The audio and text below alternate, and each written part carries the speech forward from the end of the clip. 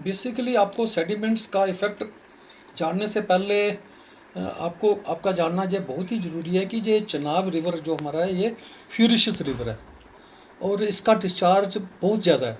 तो जब ये फ्लो करता है तो इसके साथ काफ़ी ज़्यादा सेडिमेंट्स आते हैं। और जब हम कोई भी प्रोजेक्ट का डिज़ाइन करते हैं, सेडिमेंट्स एक प्राइम फैक्टर रहता है।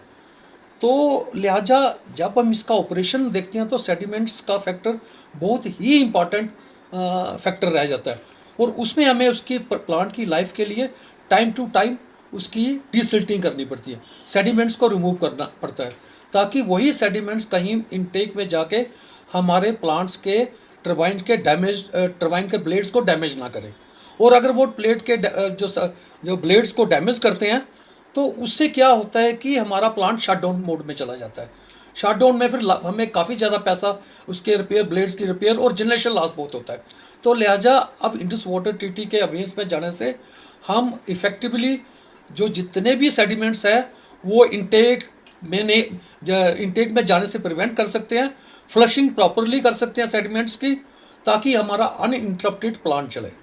सर, जिस तरह से क्या इंडस वाटर ट्रीटी के तहत पहले ऐसा होता था कि पाकिस्तान ये रोक पाता था या फिर अड़ंगे अड़ाता था कि डिसिल्टिंग ना कीजिए, उससे नुकसान होगा? एक्चुअली हम हमारे जितने भी प्रोजेक्ट बने हैं that all projects are in line with the Indus water treaty.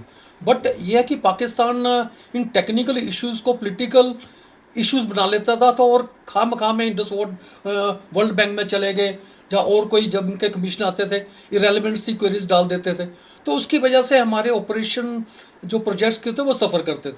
तो लिहाजा अब सिंस ये अबेंस में चले गई है तो इनके इरेलीवेंट और टेक्निकली इरेलीवेंट कह सकते हैं वो जो पॉइंट्स होते थे वो अब हम एड्रेस नहीं करेंगे, जिसकी वजह से हमारे प्लांट बहुत ही स्मूथली चलेंगे।